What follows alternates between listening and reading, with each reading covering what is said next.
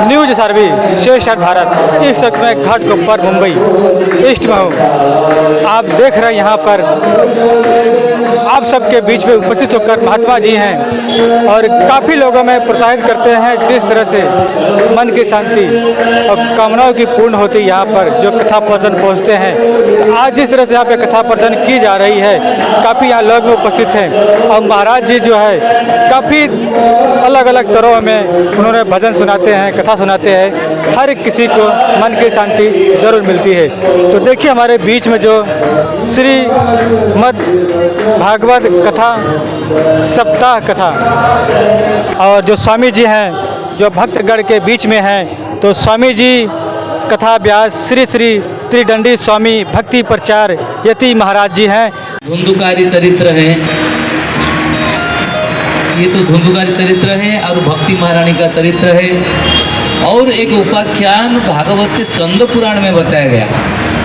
क्यों ना जो 16,100 रानी थे, जब यदुवंश उधार हो गया था, यदुवंश ध्वंस हो गया था, तो ये 16,100 रानी और जन्मेजय ये कैसा वृंदावन को आए, वो कैसे जीवित रहे और उद्धव जी कैसे जीवित रहे, ये एक स्टोरी है। तो उद्धव जी अगर द्वारका में उद्धव जी रहते थे तो भगवान जी उद्धव जी को जबरदस्ती करके भेज दिए, जाओ यहाँ से चले जाओ। तो उद्धव जी नहीं जा रहे थे द्वारका से, कहाँ भेजे? बद्री विशाल धाम को। एक स्वरूप में बद्री विशाल धाम में आप रुको, क्योंकि जब कलिकाल आएगा तब तुम्हारे द्वारा ही मेरा कथा का प्रचार होगा।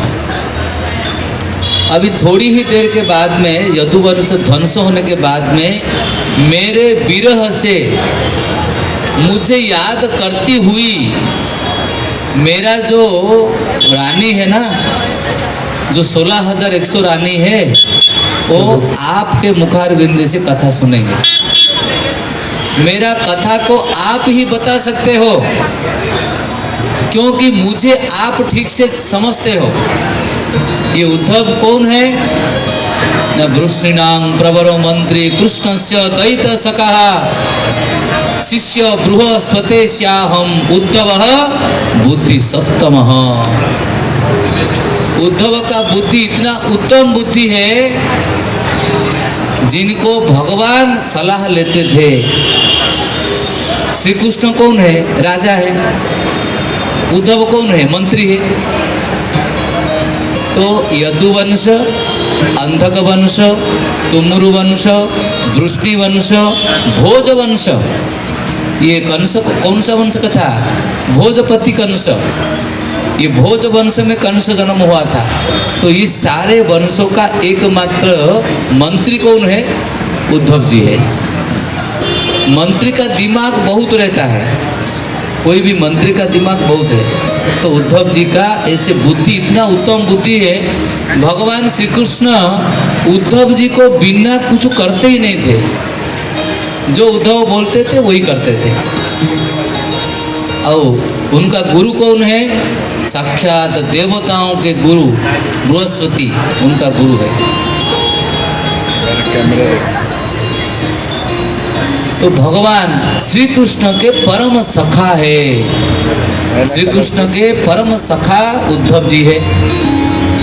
तो ऐसे उद्धव जी एक स्टोरी इनको श्रवण कराए, जहाँ परीक्षित नहीं थे, परीक्षित थे लेकिन सबको एकजुट करके कलियुग जैसे प्रवेश नहीं कर सकता है, इसलिए उनको रुकना पड़ा था। ये अलग स्टोरी है। कलयुग जैसे अंदर प्रवेश नहीं कर सकता है, इसीलिए परीक्षित की पहरा दे रहे थे। परीक्षित दुखित हो गए, बोले उद्धव जी आप कथा बोल रहे हो और मैं सुन नहीं पा रहा हूँ, और किसको जगाएंगे? बोले नहीं नहीं, तुमको ही रुकना पड़ेगा, क्योंकि कलिकाल आपको ही डरता है। आपका प्रभाव को सुन करके कलिकाल नहीं आएगा। हे परीक्षित, आपके अंदर जो लालसा है, जो लोभ है, जो आकांक्षा है भगवान की कथा सुनने के लिए, आपके लिए साक्षात गोलोक वृंदावन से श्री सुखदेव जी आएंगे। जय सुख भगवान की। सुख भगवान। यहाँ पे हमारे पास जो यहाँ पे कथा सुनने आती हैं, यहाँ पर महिलाएं हैं, तो आज विशेष रूप से जानना चाहते हैं कथा में कैसा शिक्षा मिलता है, कैसा मार्गदर्शन मिलता है, गुरु जी की जो वाणी है कितनी अच्छी लगती है, ये विषय से जानना चाहते हैं। हमारे बीच में है, थोड़ा आप आगे आएंगे। आपका क्या नाम है? स्नेहलता पात्रो। तो आप ये बताइए, जो महाराज जी आज जो यहाँ पर कथा आयोजन किए हैं दुर्गा परमेश्वरी मंदिर के साइड में, क्या लगता है आपको, क्या महसूस हो रहा है, कैसे आपको एहसास हो रहा है? बहुत अच्छा लग रहा है।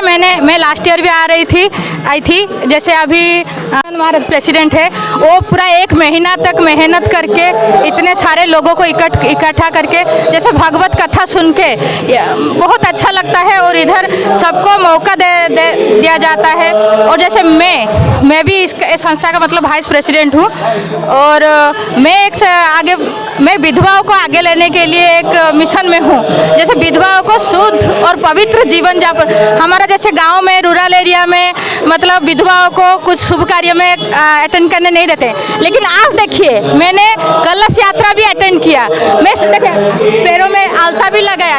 एक सुजाता दलाई बोल के एक लेडी ने बोले, आप तो जगन्नाथ जी से शादी किए हैं, तो आप तो लक्ष्मी बने, तो आप क्यों आलता नहीं लगाएंगे? तो उन्होंने खुद मुझे मतलब आलता लगाया। आज मेरे हस्बैंड एक्सपायर होने के बाद से मतलब 1 साल के बाद मेरे जगन्नाथ जी के शादी होके, यानी कि आपके हस्बैंड खत्म हो गए हैं। हाँ। यानी कि शुभ कार्य में जो महिलाओं को आने नहीं, आप आगे ला रही हैं। हाँ, आगे ला रही हूँ। 4 साल पहले ही वो गुजर गए हैं। लेकिन शिवानंद महाराज जी के ही सजेशन से मतलब उन्होंने ही मेरा विधवा प्रायश्चित पूजा की है। शिव कुमार दास एक भट्ट जी और शिवानंद महाराज जैसे स्वयं शिव जी आके मुझे मतलब विधवा से सुहागन किए। इसीलिए मतलब मैं बहुत खुश हूँ। और उसके बाद जैसे सारे मराठी लोग भी मुझे हल्दी कुमकुम में इनवाइट करते हैं।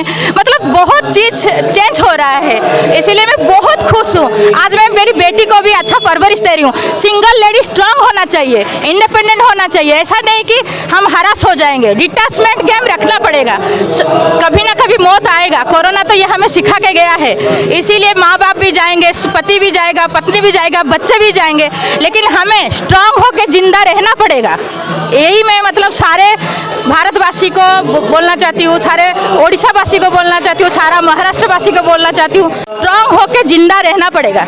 बस जय जगन्नाथ। तो यानी कहना क्या चाहते हैं आप, जो महिला विधवा थी अब उनको छुप के नहीं रहना है, आगे चल के रहना है, आगे चलना है। वो तो मतलब आत्मनिर्भर बन रहे हैं, इंडिपेंडेंट बन रहे हैं, लेकिन सोसाइटी उनको शुभ कार्य में अटेंड नहीं करने के वजह से वो लोग मेंटली डिप्रेशन में हैं। इसीलिए वो मेंटली डिप्रेशन हटाना पड़ेगा। समझ में आ रहा है कि नहीं आपको? आप पुरुष समाज ही उनको आगे लाना पड़ेगा। कोई स्त्री आगे नहीं ला सकती, कोई विधवा आगे नहीं ला सकता, कोई सुहागन आगे नहीं ला सकता, पुरुष समाज ही आगे ला सकता है। इसीलिए मैं सारा भारतवासी को निवेदन करती हूँ, सारा पुरुष समाज, सारा ब्राह्मण समाज, भट्ट जी, ज्ञानी गुणी सब ऐसा सोचिए कि कोई विधवा जैसे कोई अशुभ ना माने, मतलब शुभ कार्य में अटेंड हो करे, वो मेंटली डिप्रेशन नहीं होगी। कितना भी फाइनेंशियली स्टेबल होने के बाद भी वो सोसाइटी, फैमिली मेंबर, ससुराल वाले इतना डिप्रेशन कर देते हैं। मैं नहीं चाहे। तो आपका कहना है हरासमेंट नहीं होना है। आज जो देखा जा रहा है, जिस प्रकार से यहाँ पर एक विधवा महिला होकर यहाँ पर कथा प्रवचन में आकर एक उत्साह के साथ मिल रहे हैं, और यहाँ पर देखिए महाराज जी यहाँ पे बैठे हुए हैं। तो महाराज ही सपोर्ट किए हैं, यति महाराज ने ही सपोर्ट किए हैं। लास्ट टाइम उनका वीडियो मतलब जैसे लाइव टेलीकास्ट देख के मुझे भी लोग पहचानने लगे हैं। क्या बात है भाई, इनका देखिए टेलीकास्ट मोबाइल पे यूट्यूब पर देखकर इन्होंने आज देखिए इन्होंने आज इंटरव्यू दिया किस तरह से महिलाओं को जीना चाहिए। नेहा लता पात्रो जी ने एक काफ़ी उत्साह दे रही हैं लोगों, हर महिलाओं को जीने का अधिकार दे रही हैं कि जो विधवा महिलाएं हैं वो उनकी जो आशा और निष्पक्षा थी, जो निराशा होकर आज गली गली में छुप कर रहती थे, आज इन्होंने लता जी ने एकदम खुलकर चैलेंज दे दिया, आपको छुप कर जीने का अधिकार नहीं है, खुलकर जीजिए। तो देखिए इस कथा प्रवचक में हमारे बीच में श्रीनिवास करा है, तो जानना चाहते हैं क्या लगता है सर, आज जो इस तरह की यहाँ पे कथा हुई, क्या बताना चाहते हैं यहाँ पे? नमस्कार, जय जगन्नाथ। शुभ संध्या। मुंबई स्थित प्रवासी ओडिया द्वारा ये जो संस्था श्री कृष्ण चैतन्य मिशन संस्था आज को 15 वर्ष है उक्त संस्था चली आसूची। उक्त संस्था मुंबई स्थित घाटकोपर पंतनगर स्थित साई छाया सोसाइटी द्वारा सुदर्शन सेवा संस्था द्वारा प्रवासी ओडिया मान तरफ श्री दुर्गा परमेश्वर मंदिर प्रांगण में आज अर्थात 31 डिसेम्बर 2025 तारीख ठारू 6/1/2026 पर्यंत कथावाचक आयोजन कराଯାउछि। उक्त भागवत सप्ताह महाराज श्री यति महाराज द्वारा भागवत कथार महिमा, जड़ भरत चरित्र, सप्तम स्कंद पुराण, श्रीराम चरित्र कथा, श्रीकृष्ण बाल्यलीला, उद्धव प्रसंग सहित शेष दिन उद्यापन विषय कलिजुगर नाम संकीर्तन सहित इति कार्यक्रम आयोजन व्यवस्था कराଯାउछि। उक्त भागवत सप्ताह समस्त प्रवासी ओडिया भक्तगण उपस्थित रही उक्त नामयज्ञ सहित और अन्न प्रसाद सेवन कर श्रीकृष्ण साई छाया सोसाइटी सबु समस्त कर्मकर्तागण व्यवस्था करिसेंती। एणु आपण सपरिवार सबान्धवे उपस्थित रही उक्त कार्यक्रम गुड़ी को उपभोग करने सहित श्री यति महाराज ठारू अमृतवाणी लाभ करने हेबे। जय जगन्नाथ। हरि ओम तत्सत। हरि ओम तत्सत। धन्यवाद।